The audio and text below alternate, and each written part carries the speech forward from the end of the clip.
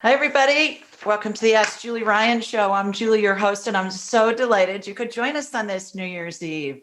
My intention in doing this show is to provide inspiration, insight, and comfort to people all over the world by helping to answer life's unanswerable questions. And I am beyond thrilled on this New Year's Eve to introduce Dr. Chris Kerr to all of you. He is the author of one of the most important books you'll ever read, Death is But a Dream. I think that this should be mandatory reading for all high school students, Chris. Thank you. and everybody on the planet. I just can't say enough good things. Everybody, when I first called Chris about being on this show, I said, you know, I'm your biggest PR agent, secret PR agent. And it's a secret because you don't know I exist. But I'm grateful. Thank you. Yeah. Very, very much. I talk about your book all the time to people and have given it a lot. So there you go. And when I was thinking about who to have on my New Year's Eve show, I don't have guests very often, like maybe 3 or 4 times a year, because my show's a call-in show. Right. But when I was thinking about who I wanted to have for New Year's Eve, I thought of you, because I thought of New Year's Eve, you know, new beginnings on the first of the year. And with the work that you do and the work that I do, I think it helps people discover a new way to embrace life through what we learn about the experience of death. Yeah. And it's very different from what we've been taught. Yeah, and so thank you so much for the work that you do. Appreciate it. Yeah, you bet. I have to tell you how I found out about you, though, initially. This is a fun story. In fall of 2019, I went on YouTube to look to see if I could find a video to figure out how to change the battery in my car key. And so I did a search on it, and you came up with your TED Talk. Oh, isn't that odd? I mean, you wonder why. Well, it was divine guidance. It was divine intervention, I'm certain, because, you know, when you go on YouTube and they have all those different films, you know, on the side, they were all about changing the battery in my key. Oh. But you were front and center on the big screen. And I'm like, well, I guess I'm supposed to figure out who this guy is and what he's doing. Isn't that funny? So it was hilarious. Most people ignore those things. I'm glad you didn't. But it was just so random. And I thought, all right, you know, who is this guy and what's he doing? Because the caption says something like, you know, discovering dreams of loved ones at the end of life or something. And I thought, all right, this is either that's interesting or something like that. So I believe that I was divinely guided. It was meant to be. And your work. And of course, that was before your book came out. And all I had to go on was your TED Talk. And so I integrated it into my curriculum immediately in the courses that I teach to people all around the world, to teach them how to do all this stuff that I do, all the energy work that I do. And it was great when your book came out, because now that's part of the lesson plan too. Wasn't that great? So thank you. So I use your research in what I teach others. All right, everybody, here is the official scope on Dr. Kerr. He's the CEO and Chief Medical Officer of Hospice Buffalo, located in Buffalo, New York. He leads an organization that cares for more than 1,000 patients a day. That's a ton. That's amazing. Yeah, about 1,200 a day. 1,200 a day, suffering from serious illness. In addition, Dr. Kerr has overseen the integration and expansion of palliative care into local hospitals and developed one of the largest home-based palliative care programs in the country. During his career, he's been instrumental in fostering an integrative, holistic approach to care that focuses on the whole person rather than on individual symptoms. Yay, good for you. He was born and raised in Toronto, Canada, and received his MD and PhD from the Ohio State University, my alma mater. That fact alone makes you excellent. I know. Yeah.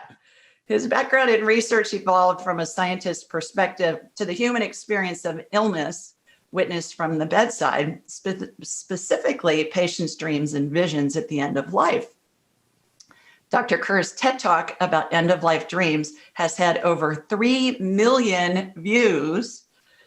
and spurred an enormous response in the non-medical community, both nationally and internationally. In his book, Death is But a Dream, Dr. Kerr combines quantified data from more than 1,400 patients, along with their stories about end-of-life dreams and visions, to demonstrate unseen processes that prove to be remarkably life-affirming.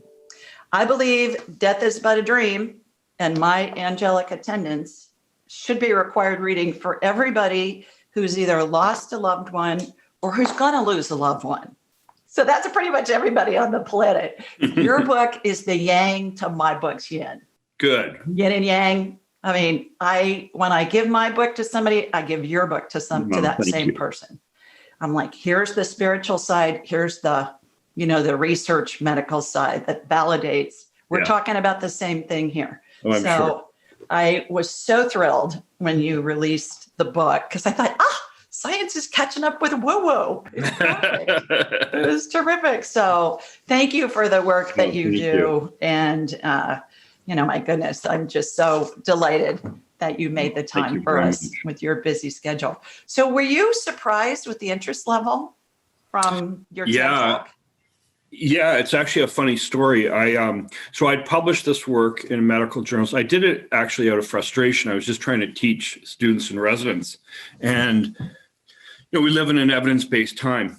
And people would say, well, there's no evidence. So I did the research and we published, and it was very objective, and it was university approved research, and people were screened for confusion and all that.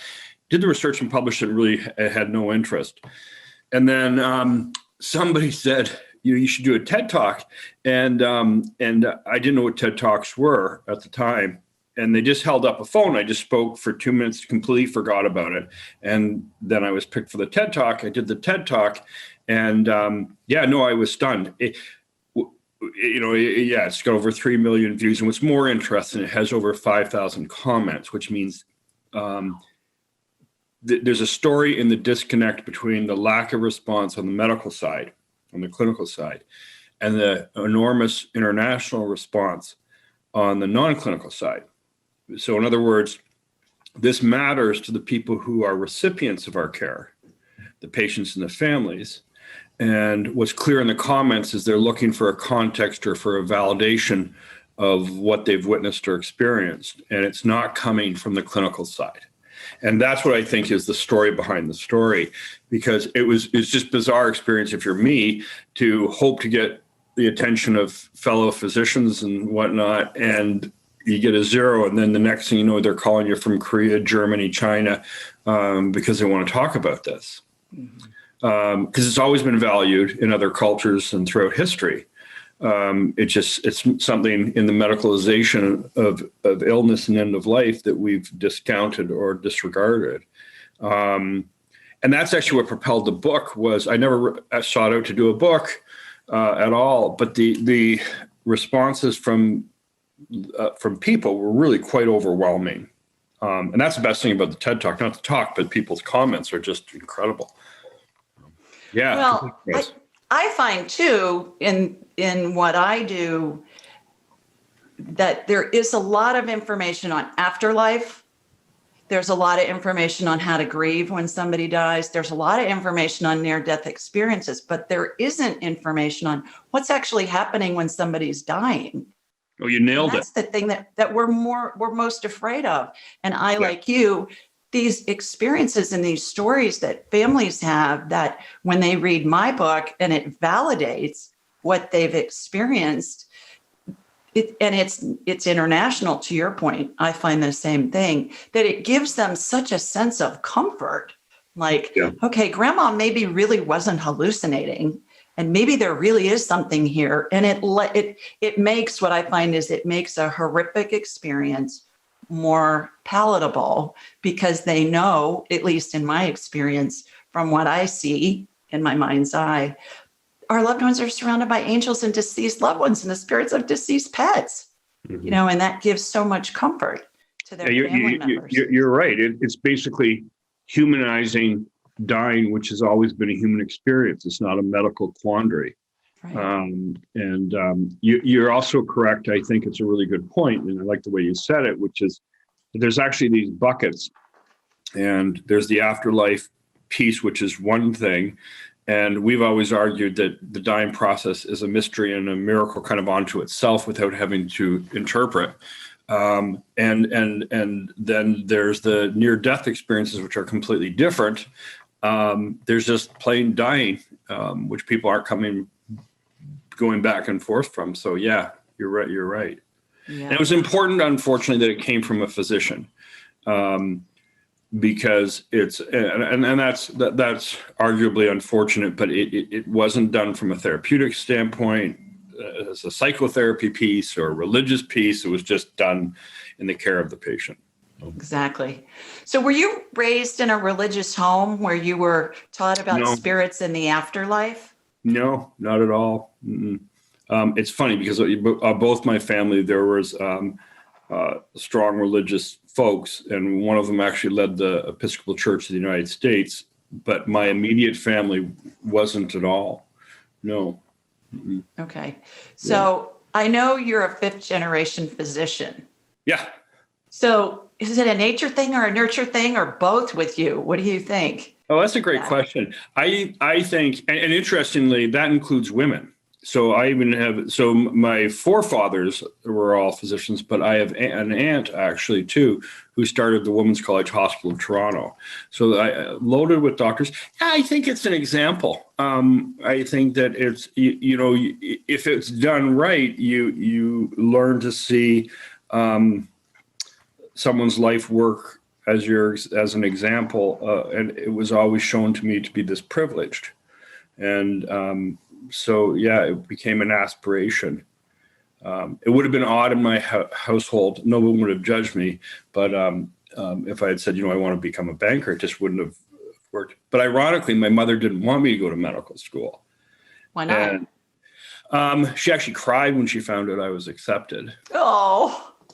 Yeah, I think that's unique because she's a psychologist, and she felt that being a father and whatnot would be important, and that medicine my dad was a trauma surgeon. It was so one-dimensional that you could help people without having to necessarily sacrifice that much of your life. So, yeah.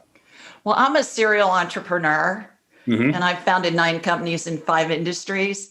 And people say to me, do you think it's nature or nurture? And I said, I think it's a DNA thing. And actually, interestingly enough, several researchers have segregated some kind of gene mutation that makes serial entrepreneurs more willing to take risks. Oh, yeah.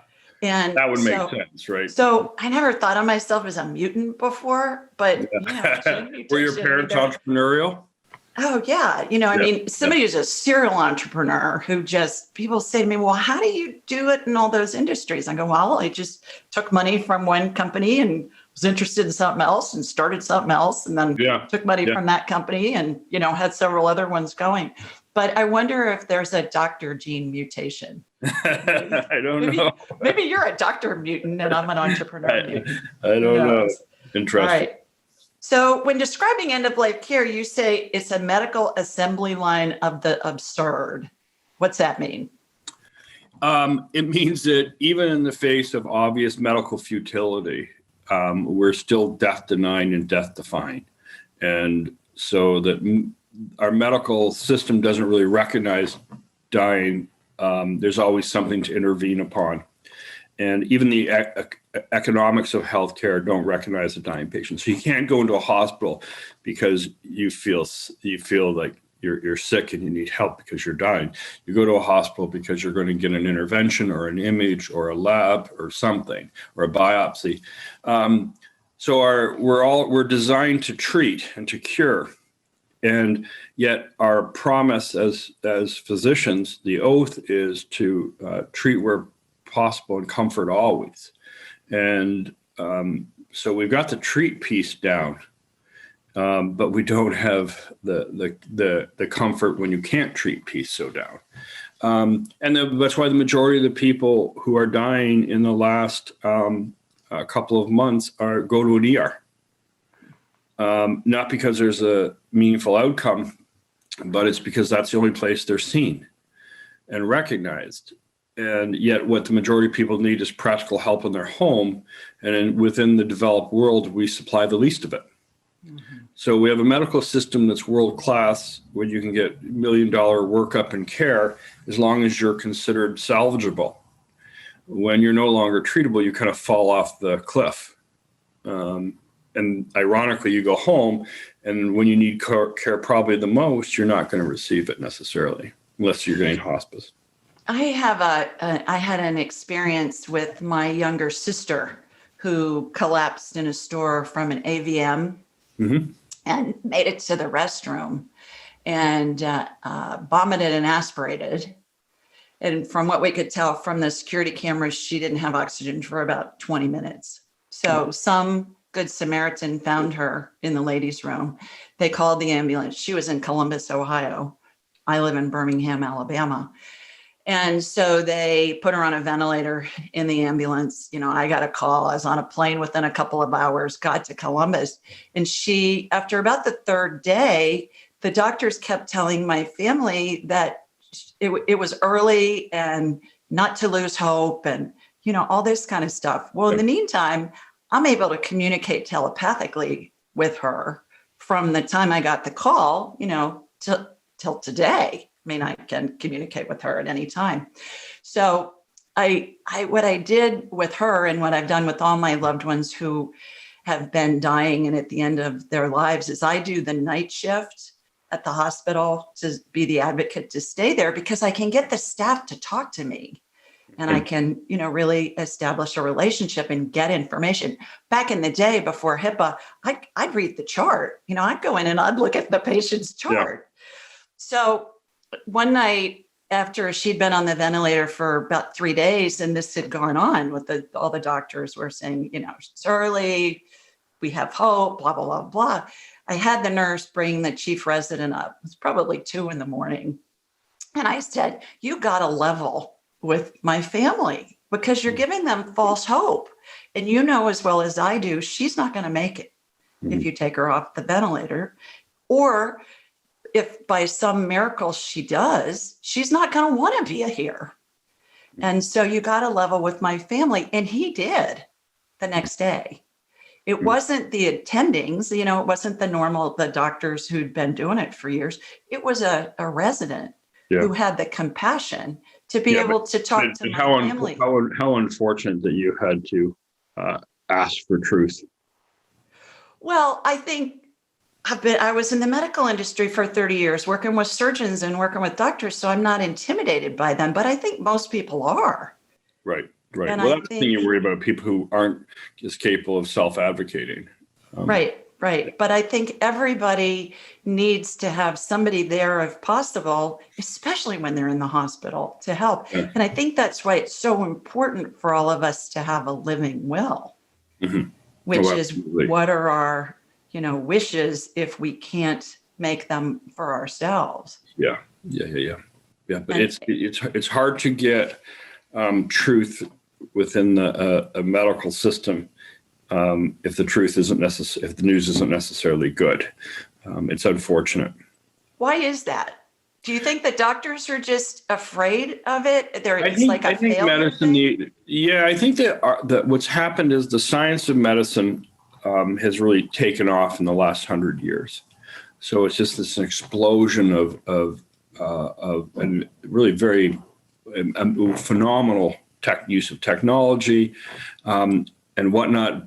And I think that leads to the delusion that there's always something you can do. And I think we've lost the art of medicine, which is to be present also, and even regardless of the outcome.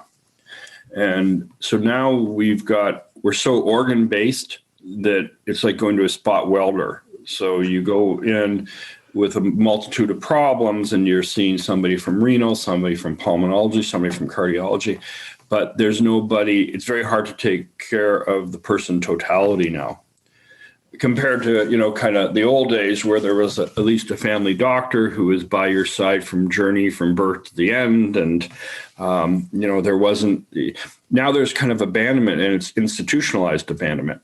So you go to a hospital and you don't necessarily have care oversight, and actually care is more fragmented, not less. So now you don't necessarily, there's a hospice team and an outpatient team. And then within each of those, there's mid-levels on top of the physician and da-da-da-da-da.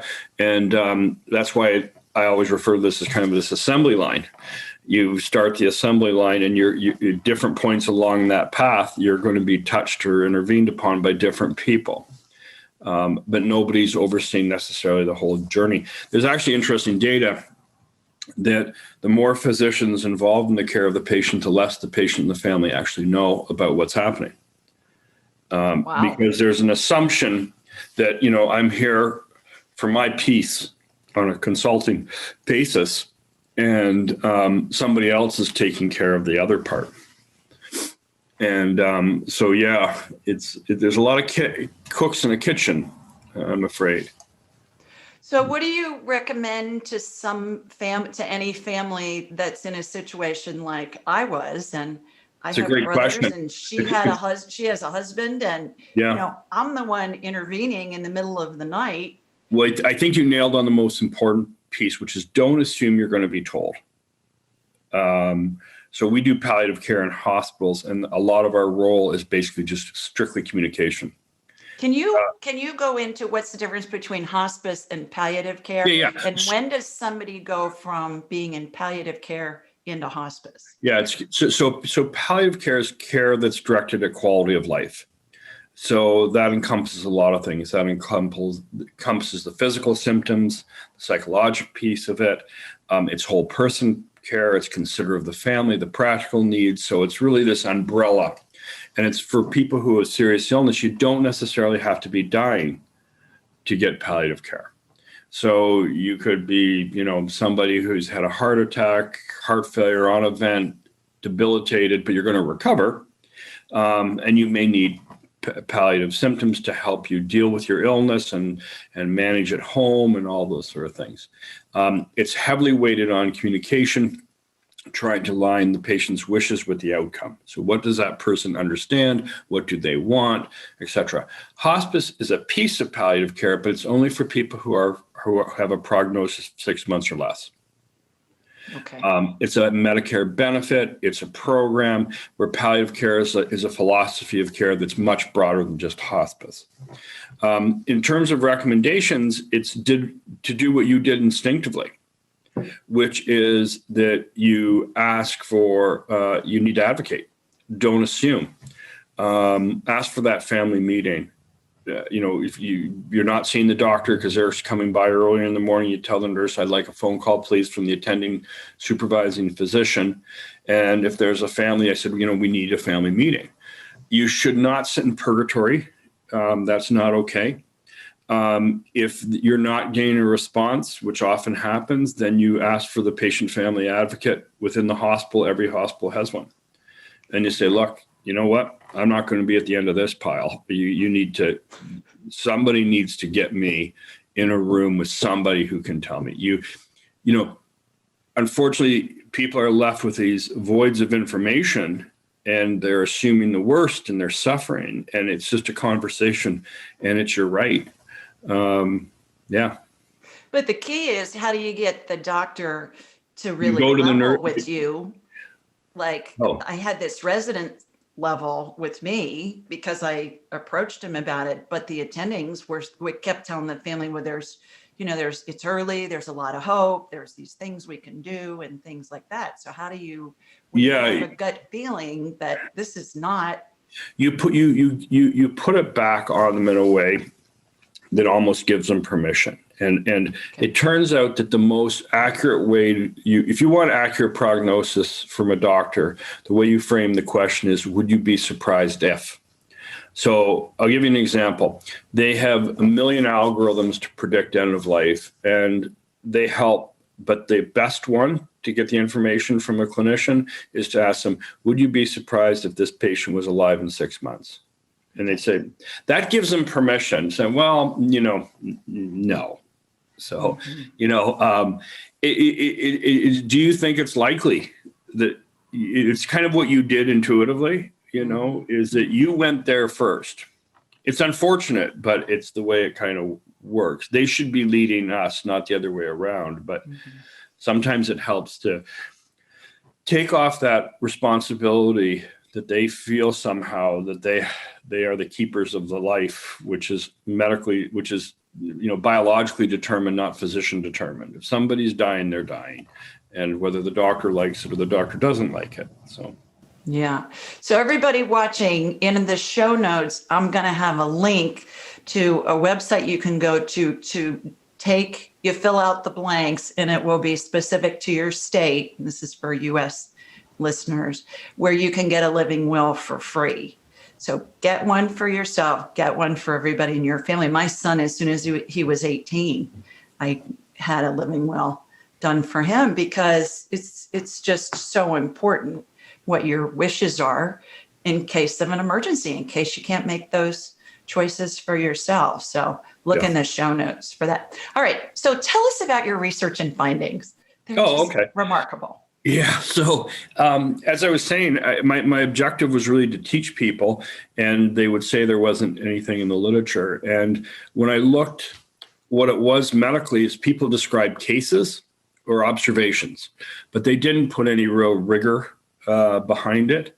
By that, I mean using a validated instrument and ruling out for things like confusion. So we did that. And what we did is we asked people with this questionnaire every day leading up to death by several weeks to months. So, and the questions were really basically, are you having dreams? Yes, no. Are they feel real on a scale of 0 to 10? What were you dreaming about, et cetera? So we tried to standardize the questions. And what we found in our first study was the vast majority of people, roughly 88% of people, were having at least one of these experiences. And there were some very common themes. Among them was that the degree of realism was about 10 out of 10. So these felt virtual. And one of the things we hear most often is, no, I don't normally dream, or you don't understand, this wasn't just a dream. So realism was key. About 85% were extremely comforting. And the ones that were not comforting, though, were extremely valuable for other reasons, which we can talk about. The frequency of these experiences increased as people approached death. And then when we looked at content, what was fascinating was that as you got closer to death, you were more like, the content was mostly likely to be of people who you loved and lost.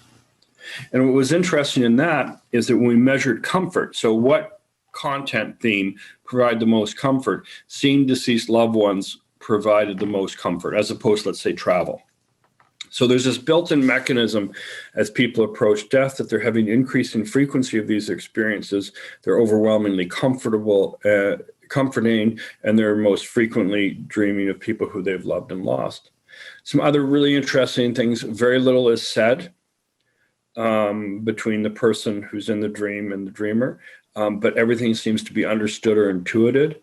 They don't come out of these experiences with questions, kind of in a therapeutic way, like wonder what this metaphor means. It just seems to be understood. There's this editing process where the people who loved us best or unconditionally or nurtured us, secured us, those are the ones who are prevalent, and the people who withheld or conditioned loved are omitted. So it often comes down to these very critical, pivotal relationships. Time seems to be irrelevant. So 95-year-old men can smell the perfume of their mother who they lost when they were 5.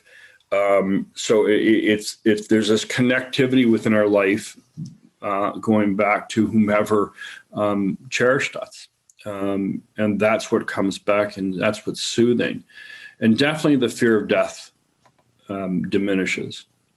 We also have done a bunch of studies, some other interesting studies. One we did looking at death as a traumatic experiences and looking at measures of post-traumatic growth, and people who were having these experiences actually gained insight and understanding even as they're approaching death. So it's more than a feel-good thing. They're actually gaining ground. And which goes to this paradox of dying. You're physically lessening, but emotionally, psychologically, spiritually, you're actually very much alive and vibrant. So here's my experience that correlates with everything that you just said. Number one, visions are like in high def, and dreams where they're visits People will tell me, my God, it was like the colors were more vibrant and the senses were more heightened and the hair on the back of my neck was standing up. And I said, that wasn't a dream, that was a visit. That's how you can tell the difference from the spiritual world. Little said, spirits communicate telepathically. Mhm. So you don't hear it, you know it. It just comes in like a thought in the head. So that doesn't surprise me that your patients don't have questions because they already know they got their questions answered telepathically. I do think it's interesting, and it correlates with my experience with working with thousands and thousands of families over the years. People talk about seeing their deceased loved ones, and that's what I see when I scan someone. I mean, I can describe to them what the deceased loved ones look like who are with them, whether I'm scanning a situation in India. I'm working with a family who has a loved one who's dying in India right now. Last week, I worked with a family who has a loved one who's dying in Greece. And I can communicate with the patient who's dying telepathically and get information to the family. Like this guy in Greece was a retired admiral. And I said, what do you need? And he said, I need to talk to my sister.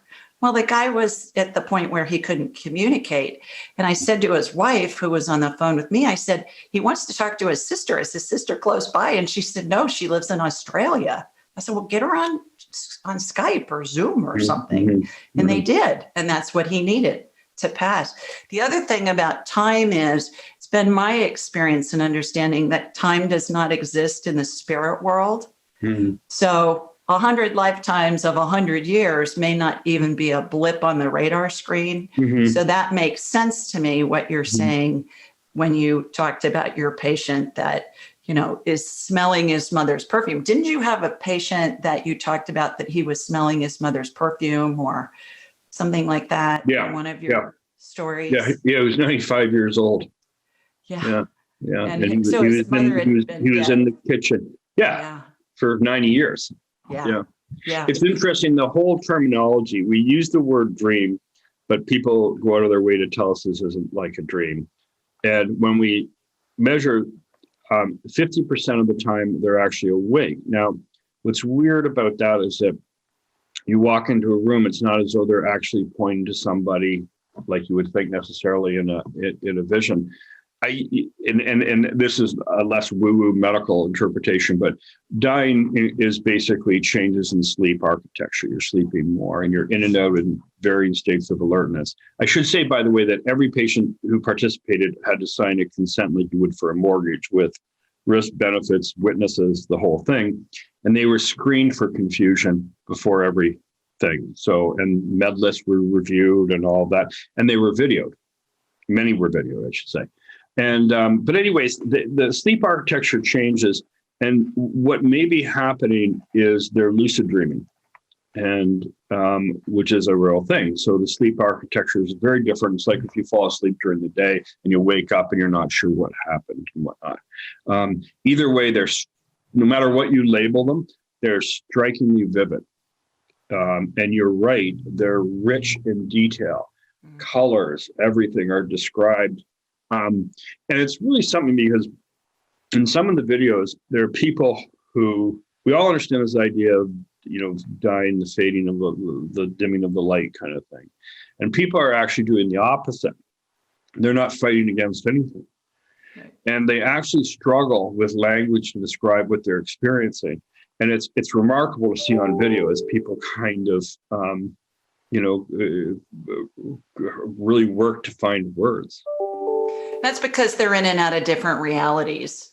So it's like they've got 1 foot in the human reality and they have 1 foot in the spirit world reality. And our frame of reference for things that we see in the spirit world, sometimes it doesn't exist.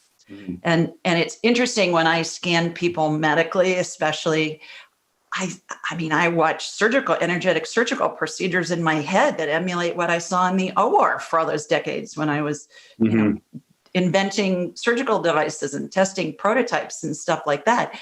But I don't necessarily remember it after the fact. If somebody prompts me, I can go back and get it. But when I talk to somebody maybe a month or 6 months later and they'll say, well, remember when you saw? Well, no, I don't. I don't remember it because I'm in and out of different realities. And I believe that's probably what's happening there. With that. It's interesting to me too, that you talk about that people don't necessarily see angels, but they're seeing their deceased loved ones and the spirits of deceased pets. And that correlates with what I have found as well. I can see angels, and the configuration of how angels are set up is what I call the 12 phases of transition. So that's how I tell how close to death somebody is.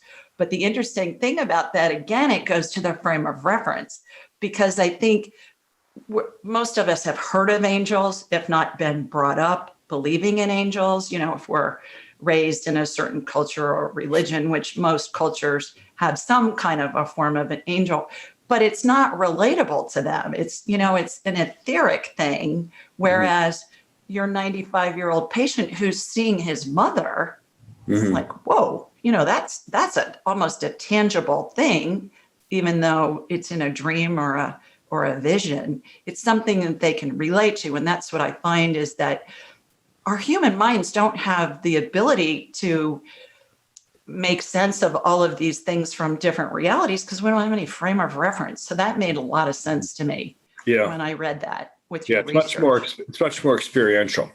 Yeah. So end-of-life dreams, do you think they're a recent phenomenon, or have they been talked about in ancient texts and literature and things like that? Yeah, well, and that's what reason spurred the research, is that it's in Bible, Plato's Republic, it's in popular culture. Think of Citizen Kane and Rosebud. I mean, it's always been there. It's been part of our human experience. I actually had an interesting thing happen about a month ago. I was contacted by an Australian filmmaker who's actually just won her third Emmy award. And her name is Lynette Walworth, and she does very interesting work in virtual reality films. She's considered at the forefront of the technical piece of filmmaking. Anyway, so she's an Australian. She's working with the indigenous people of the Amazon and Australia, the Aboriginal people. And she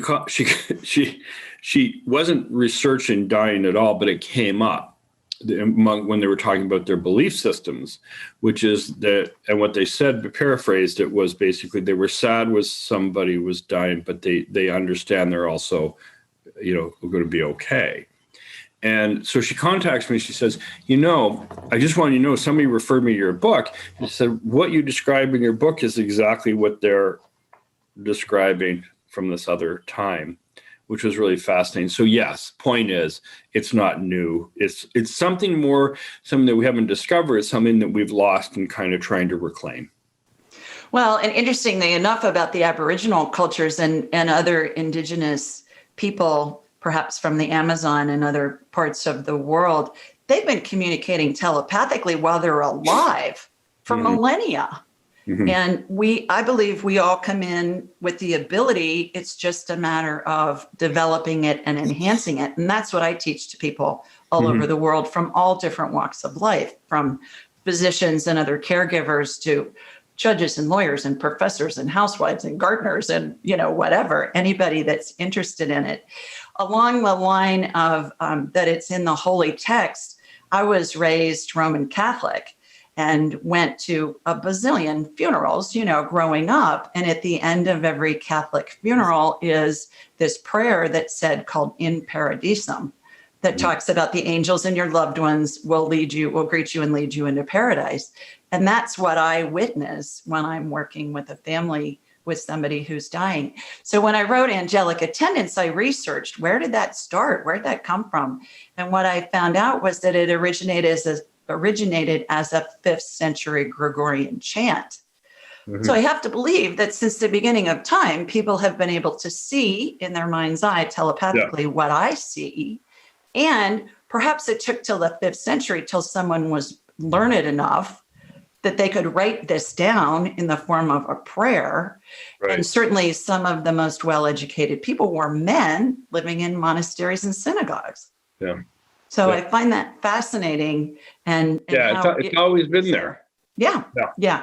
And we've done it. All right. So I want to hear about how you got this through the IRB, institutional review Oh, board that's at the funny. University of Buffalo, because I have some experience with this, because my medical device inventions, we had to do clinical studies on them in order to get them approved by the FDA so that they could be sold.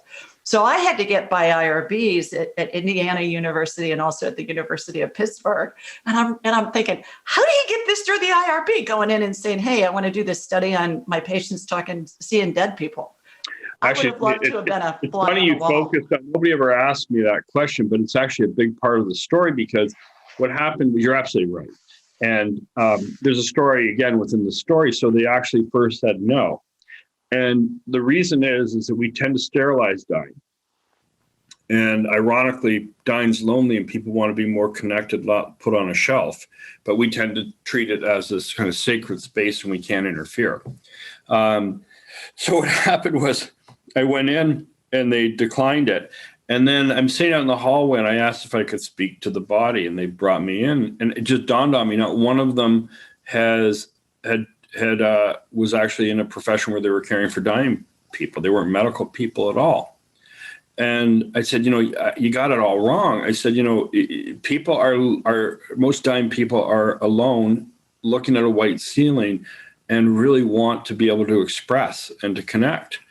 And it actually is what's remarkable is nobody declined to participate in the study, the book, or the film. Wow. At one, even to their last days. And I think there's a beautiful message in that. Even when there was no secondary gain, somebody's 4 days from dying, they still valued giving back or having their voices heard. Mm-hmm. And that came out. And helping others too, wanting to help others. Absolutely. Yeah. Yeah. And those are the real names in the book. Right. Right. So I believe and have experienced countless times that we all determine when we go, where we go, who's with us when we go, what the circumstances are when we go. What have you experienced with your patients and in your research along those lines? In terms of timing? Yeah, timing, do you have patients who waited for somebody like a loved one to arrive? This is my analogy of this, is that if you have kids and it's Friday night and it's late, you want to fall asleep and you can't quite fall asleep because you haven't heard the last door shut with them coming in. It's kind of like that, in that to die, you have to be able to fall asleep. People die in sleep. They don't die awake. They die in the depths of sleep, and there just isn't a next breath within sleep. It's letting go phenomena. To be able to sleep, you not only have to be physically comfortable, when we all understand that piece of it, but you also have to be psychologically at peace. And that means putting yourself back together again. And so we see people waiting for that grandchild to be born. We see it with kids waiting to go back to school even. So people hang on. It takes a hell of a lot of energy to be a sick person. And people will fight, but they can also relax too and let go. But to do that, though, they need to find peace. And that means waiting to reconnect. Sometimes we just put the phone, that person from California can't get here, so we put the phone to their ear, just hearing their voice. You got to like my Greek admiral who wanted to see his sister, and she was in Australia. They did a FaceTime with her. Very, very important. Yeah. Back to my sister again. If I ever questioned whether people control the end of their life and who's there and all of that, this story was just absolute proof to me. She was still on the ventilator. Her husband would not agree to do a DNR, a do not resuscitate on her. He wouldn't agree to that. So I'm communicating with her telepathically, and I said, okay, he can't do this. It's too hard for him. If you want to hang around, fine. If you want to go, you're going to have to do something. You're going to have to take matters into your own hands, basically, and do something. So I promise you, one morning, he left the hospital. He was gone 15 minutes, and I'm in the room with a nurse and a tech, and she codes. She coded. Mm-hmm. Her brain stem collapsed into her spinal column. Mm-hmm. She turned purple. It was the most horrific experience ever. It was awful. So they're getting ready to resuscitate her. And I said to the nurse, do not resuscitate her. And she said, I have to. Legally, I have to. I said, let me get him on the phone and see if he'll issue a DNR, over the phone. Would that work? And she said, yes. Meantime, all the bells and whistles and, everything's going off on the monitors. So I got him on the phone. He's in a traffic jam on the freeway. Oh, geez. He can't even get to the berm to move. So I convinced him to give the nurse the DNR approval. He got back to the hospital a half an hour later, but that gave time for all the rest of the family to be there. And there were probably 20 people in the room. We took her off of the ventilator. So she was orchestrating all of that. Mm-hmm. She waited till he was gone. Mm-hmm. She knew he was in a traffic jam, for heaven's sakes. Mm-hmm. And that for that to allow the amount of time for everybody else that she wanted to be there. Yeah. That's the most remarkable story I've ever heard. And I experienced it. Yeah. That's something. Yeah. So I know every funeral director has a whole bunch of stories about Aunt Susie was sitting with grandma and we'd been sitting with her for 3 weeks, and then Aunt Susie got up to get a cup of coffee, and grandma died in her sleep while Aunt Susie was out of the room for 3 minutes. And I'm sure you have plenty of those. Oh, yeah, all the time. Yeah, as well. So you talked about that there was a common theme in end-of-life dreams. Can you talk more about that? What did you find other than the family members were there? Was there any other theme that? Yeah, I think that, again, it comes down to our pivotal, critical relationships, the formative ones. I think that, we all have wounds for having lived, and often those get addressed, whether it's to be forgiven, to be reunited, that there's things that have shaped our identity that come to surface. I'll give you an example. There was a man who lost his arm as a child at age 8. And he came from a working class family, and his whole question was, how was he going to be independent, be able to earn a living, all function, be a spouse, all those things. And at his end of life, he sees all of his coworkers come by and tell him he was better at his job than anybody else. So whatever it is we tend to carry tends to get addressed. And again, it goes towards this idea of being made whole or being able to relax and being put to peace. A mother who had a child who had abused drugs ended up in prison. She dreams she's on a beach. Her deceased parents come to her and tell her she was a good mother. Mm-hmm. So whatever goes to our core, often. So in other words, another way of saying this is these aren't frivolous. They're not tangential. They're elemental to who and what we believe and who we are and all those things. And to that point, you talk in the book about how it really can heal traumatic events that have happened to the patients throughout their lives. And also it helps them make amends with people that they've harmed, perhaps. Yeah, very much. Yeah. Like, who was it? Eddie, the gentleman whose daughter. Oh, that's Wayne. Yeah. Wayne, yes. And that's actually captured on film. You want me to describe that? Yeah, maybe a little bit. Just very quickly. Synopsis. He was born multi-generational impoverishment and substance abuse, and he was on crack since 16. And he was in his 40s. He had spent more of his life in prison than out. Yet he was this gregarious, funny guy, and he just couldn't afford to look back or with regret. And then he's actually being filmed. And we're asking about dreams. He's joking about sexual dreams. And then he decompensates and starts to cry. And he had head and neck cancer, and he's dreamed he's being stabbed at the side of his neck by people who he had physically harmed. And so he wakes up and he asks to see his daughter. And for the first time, he asks for her forgiveness and expresses his love. So we saw a lot of this where the distressing dream became transforming, and then it led to something. whether it was an insight or an actionable step. And he was kind of a case in point. And the detective, is that who Eddie is? Eddie, the detective. Yeah.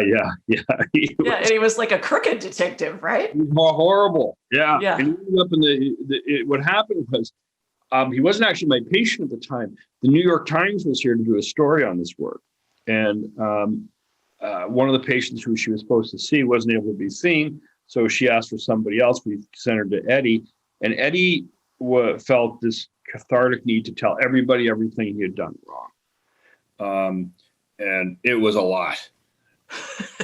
So it was like his real life confessional. Was he Catholic? Yeah. He had been raised Catholic, and he had cheated, abused drugs, brutalized criminals, the whole thing. And so he felt a need. He had to tell everybody. And so she came back and said, your whole theory has gone to hell because this guy, is just having dreams of all the stuff he's done. But at the end of his life, and he was so fearful that actually he had a psych admission because he was threatening he couldn't sleep because of distress, and he was going to kill himself.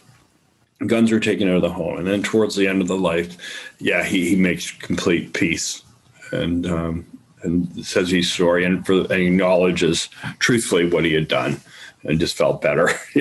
So almost like he was going through his own purgatory while he was still alive. Oh, absolutely. Well, he had enough of a religious base, I think, Right. Yeah. But it was funny that he the best part of the story was that he had this, everybody who went into, people actually had a verb for you were being eddied because he'd have to sit you down and tell you all the stuff he did. And of course, he got like one of the world's largest platforms because he ends up in the New York Times. Oh my gosh. Yeah. Wild. Well, that story and the other stories about people solving emotional issues that they had gone through, what I find in the work that I do is that there's always an emotional component before illness takes place in the body. And as I perceive it, Chris, the body and the spirit are made of energy, and there's a membrane that is the container for that. I call it the energy field membrane.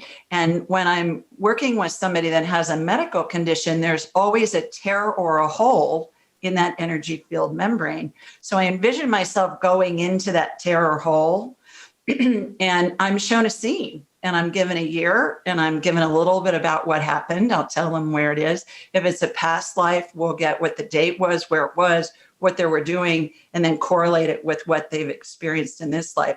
But once we illuminate what that is, and it could be something simple like somebody called you a bad name when you were little and it hurt your feelings. Or my favorite dramatic story was I was working with a client in the UK and I saw her as a kind of a preteen. And I said, I see this explosion happen behind you. And I said, does that make any sense to you? And she said, yeah, I was a victim of an IRA bombing when I was 11. I'm thinking, okay, well, good. Yeah. So as soon as we illuminate it, it eradicates that energy block, a la Eastern medicine, acupressure, acupuncture, clear the block to get the chi to move, that whole concept. And it allows that membrane to heal. And then the body can work on full power, which helps the body heal and helps it maintain health. Yeah. And so it's fascinating to me what comes up because it's not always necessarily the most dramatic thing, but it reminds me of a little kernel of unpopped popcorn that gets stuck in the energy field, and then other life events, energy piles on top of it. And then eventually it causes enough pressure that it causes a blowout. Yeah. So in my energy healing work, I believe that's the most important part of a healing because we can fix body parts all day long, but if we got an energy leak, what's the point? The body's not working on full power. So I find it so fascinating, all these correlations with the research that you've done. Right. And then, what I'm seeing. It aligns. Yeah, absolutely. So is there a difference between what kids dream and what adults dream? And do they provide the same amount of comfort? Is it back to that frame of reference thing? What have you had many kids in your practice? We've actually published. We've published a case series on this, and there's a chapter in the book. I think children do this almost more imaginatively and creatively and unvarnished. They're obviously, they don't have reference points for death or language for mortality.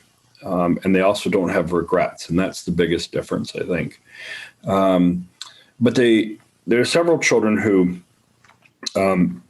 who self-inform through these kind of experiences to understand what's actually happening. And then the interesting thing was in two of the kids in the book, they hadn't known people who had died, but they'd known pets who had died. And the return, and this was their words, and they're on film. How old were they? One was 13, one was 16. And there's more children than that, but the ones that were filmed, and Jessica and Ginny. And what they said basically was that the return of the pet meant that they were not alone and they were loved and that they were going to be okay. And they basically told us the same virtual thing. In terms of having other things addressed, there was one young lady, Ginny, who was raised by a single mom, and her concern was, who was she and how was she going to be without her mom? And what ended up happening was her mom's closest friend had died years earlier. She really didn't know her very well, the daughter, but she certainly knew of her. And what she ended up seeing was her mom's room, and in the room was her mother's friend playing with the curtains. So the idea is that her fear was addressed. And again, this idea that she wasn't alone. So yeah, that came through again and again. Well, and it's been, again, my experience that we all come in with this software, and we all come in with the ability to see spirits and see energy and communicate telepathically. And I have had so many moms over the years say to me, can you please come up with a way that I can explain to my child what happens when somebody dies? Because we're at the funeral home and we're telling little Johnny that grandma's in heaven, and he's going, no, she's not. She's in that box over there asleep. Mm-hmm. And to understand that. And I've had so many moms say to me, can you somehow come up with a way that I can help explain to my child how he knows about my grandfather who's been dead for 20 years, and he can describe him, and he describes conversations he has with him when grandpa comes to visit him in his bedroom, right. At night. Yeah. And she said, this kid knows, he's telling me stuff about my granddad that I didn't even know. And It ends up being right. And then little children who know about past lives, and they know details that can be corroborated with online historical data. Mm-hmm. And this kid can't read yet. So that's what my children's books, Angel Messages for Kids, and my new one, Angel Messages for Dogs, comes out next week. Oh, and it'll be out by the time. And I talk about that, how we can see that in a way that a child with illustrations, of course, they think the books have maybe 15 sentences in the whole book, it's about the pictures, but it's about how what happens is we're told, usually about the age of 6 or 7, oh, honey, that's just your imagination. That's not real. Mm-hmm. When it is real, it's just that the grownups have forgotten how to do it and they can't see it anymore, or they're not getting that information, or when they get information, they discount it. Right. And they think, oh, I'm losing my mind. That's too crazy. Yeah. So I think it's fascinating that you're saying that the children, especially I would think even the younger that they are, that imagination is such a huge part of the equation in how they're seeing things. They certainly give you an unedited version. Yeah. Yeah. Again, it goes back to that frame of reference kind of thing as well. So talk to us about how when you can tell when somebody's approaching death from a timeline. It's really not hard. We think of dying as this episode, but it's really a process. And death is a moment, but dying is this process. And most people died the same way. 10% of deaths are acute or sudden. The rest are not. Most die with chronic progressive illness. And the common denominators are you eat less and you sleep more. And when you trace people back at the end of life, if you talk to their family, go, 3 months ago they were eating all their meals and they were able to get their mail, and last month they're just sitting in their chair and they're only eating 20%. That's the trajectory. And you just kind of connect those dots, and that slope is usually the slope towards the end. So it's this gradual lessening where you're having sleep that tends to be more comfortable. It's easier not to do than to do. That's the common denominator of all illness. Even if you have the flu, to go to bed. Mm-hmm. It's just easier to close your eyes. That's what dying is for most people, unless there's something interfering, like a disruptive physical symptom or some sort of psychogenic distress. Most people do it comfortably. And then how do the dreams correlate with that? Do you find that you had mentioned that you find that the dreams of their deceased loved ones seems to increase from a frequency standpoint? Yeah. So we've gone back as far back as 6 months, even a year before death. With our home care patients, and at some point they switch from life concerns to these more existential or spiritual focuses. At least 2+ weeks before death, they start to dramatically increase in frequency, and the thematics seem to change. Yeah. Well, again, my 12 phases of transition, which is a configuration of how angels and deceased loved ones are positioned around the patient. And again, with time not existing in the spirit world, it happens to everybody that dies, whether they die instantly in the case of a homicide or a suicide, or whether it's out over a prolonged period of time. There's a gal that called into my show for 2 years whose father was dying. He had Alzheimer's, and it took him 2 years. He was in phase 11 of 12. And I scan people, and the faster they're progressing through the phases, I can tell the closer to death they are. And it's so convenient to know this information for the families, because so many families want to be there at the end, and they're taking time off work, and in some instances traveling vast distances, getting on a plane or whatever. Yeah. And that happens. And so I find it interesting with that correlation between that. The other thing that's interesting is about phase 9 or so, I see this phenomenon where there's a vortex that forms above their head, and that helps the spirit separate from the body. The spirit, as I perceive it, is the power source for the body. So when somebody dies and their spirit and their body separate, the body doesn't work anymore. Mm-hmm. And this phenomenon is caused by these angels' wings. Now, I'm a Catholic girl, so angels look like big entities to me, like a Catholic girl would, with 12 years of Catholic school is what they look like. Somebody that lives in the Amazon may think it looks like a ball of purple energy or something, but their wings move and it creates this drag. And the first time I saw this was with my own mom. And I thought, God, am I losing my mind? What is this? And so I've seen it thousands of times since. And when I was writing the book, I just researched for kicks. It reminds me of a giant owl. When a giant owl's wings move, it creates this drag and it's silent. And it reminded me of that. So I Googled giant owl wings vortex. Come to find out, there's this thing called the wingtip vortex. That there are thousands of aeronautical engineering drawings and and articles about it.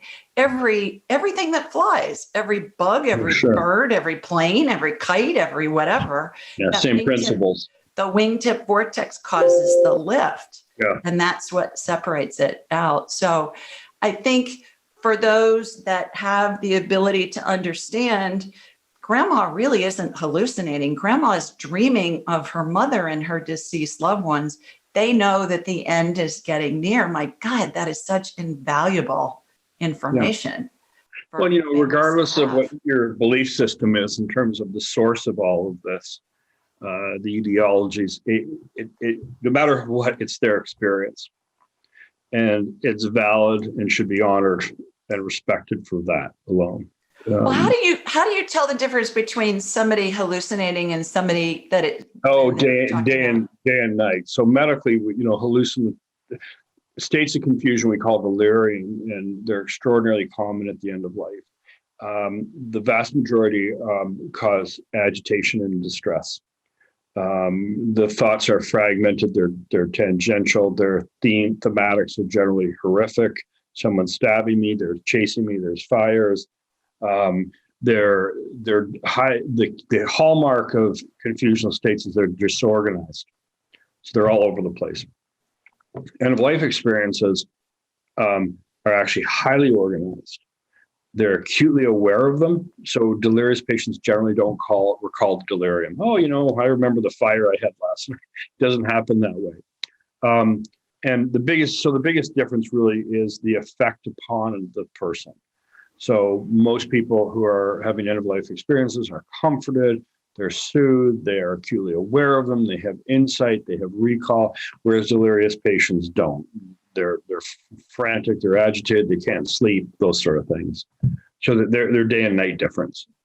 And from a vibrational standpoint, here's an interesting correlation with that. Things that are based in spirit, I teach people they feel at least neutral or good. Things that are based in fear, which is our brain, feel bad.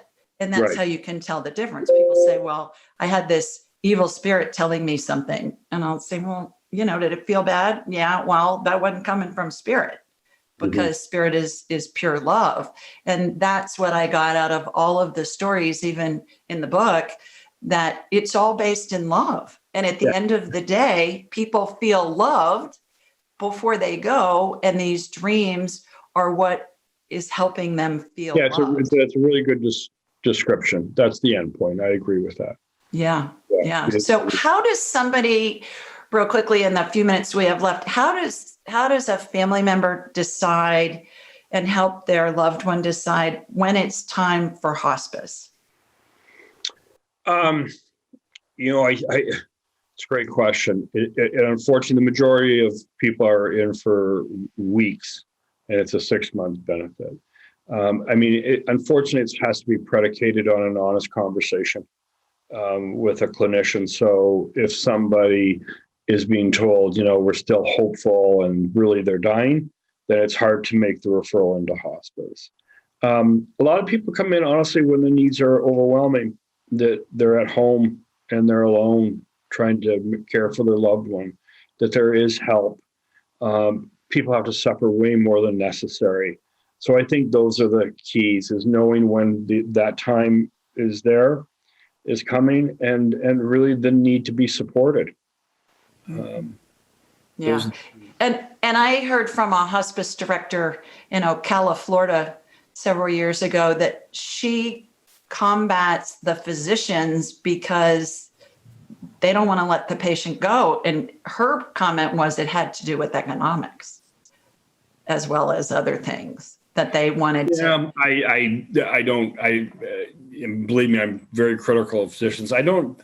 There's a few things where there's an incentive not to. That's less the case today. I just think it's difficult to do, and they're not necessarily good at it. Right. That's what I tell people when I talk to so many people that have been to many physicians to try and get a diagnosis that works and get their symptoms handled. And I'll say, there's no malicious intent there for the most part. They're doing what they know to do. They're doing the best they can based on their frame of reference and their training. So in the few minutes we have left, bottom line, what are you hoping to accomplish with publicizing this work? What's the big picture here for you? I'm less optimistic that we're going to change the clinical world. I just don't think we are. I think there's generally this movement culturally where people want to at least have better control and understanding of end of life. So we're seeing it in death cafes, et cetera. The baby boomer What's a death cafe? Oh, they're groups that actually get together, and it's a big thing where they talk about dying, their fears or whatever, or their wishes. There's death doulas, like there is birth. Yeah, I know about that. So the point is our the generation ahead of us was perfectly comfortable with the doctor in control being rather paternalistic. And that is fading. And now the baby boomers want control of their life, and they're consumers of health. They're not just the recipients of health. So they're having more of a say. And if you look, you couldn't sell a book on dying 15 years ago if you tried. Now all sorts of things are being written about because people are asking these questions.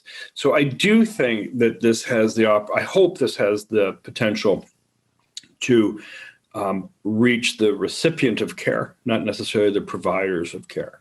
So it will be more normalized. It will be more accepted.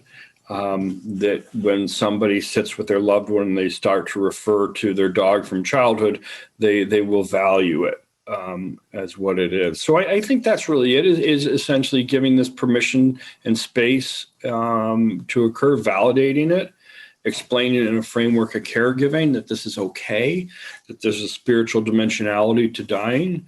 But again, my hope is to influence on that level. There's a Netflix series coming out on this, and then there's a public television documentary that's coming out as well, starting in February. So I think that's It's your documentary? Yeah. So how are we going to be able to find that? It's going to be on Netflix? It'll be on Netflix, and the other one will be on public television. It'll be in the majority of households in the United States, and it's the same name as the book, actually.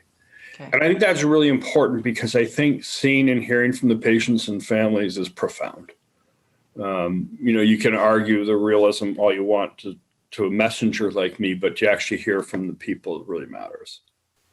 Well, and it seems to me that your wishes are being granted because it looks like you're on a trajectory to inform the masses. 3 million downloads on your TED Talk is a pretty good start, for heaven's sake. None of it I asked for. Well, you're being led. You're being led. I tried to get out of the TED Talk, actually, so it's kind of funny how it all happened.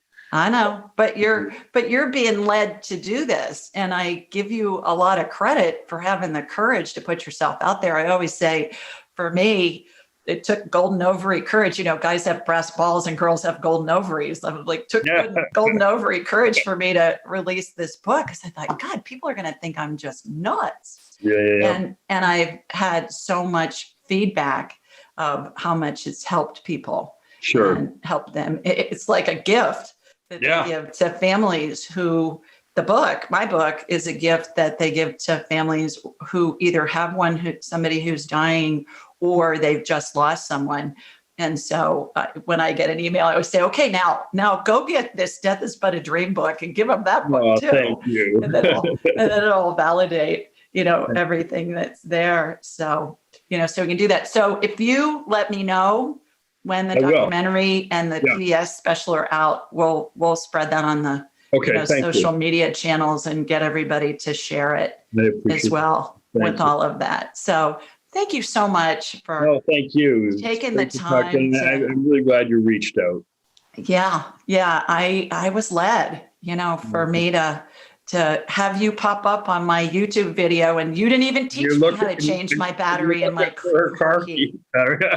I know. I mean, thanks. You didn't help me with that, but opened up this whole new world. And like I said, I love it when science catches up with. Yeah, I think that's the interesting thing in our story, right? Is there is a yin and a yang to it. So that's perfect. Absolutely. Yeah.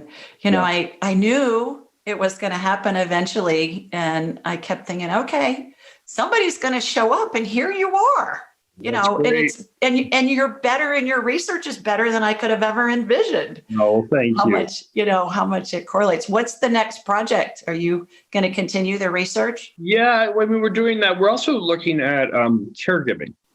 So this idea that people say it's the best, hardest thing they've ever done, and trying to capture that, the positive aspects, the life-affirming aspects. Terrific. Well, everybody, I hope this information is going to help you have a new beginning and live a better life, live an improved life, and for you and your family members as we go into 2021. Obviously, 2020 has been interesting, to say the least. And as we go into 2021, hopefully this will arm you with some things to ponder that can help enhance your life And so I wish you all a wonderful, happy new year and lots of love from Sweet Home Alabama and Buffalo as well. And I'll talk to you next week. Thanks, everybody. Take care. Bye-bye.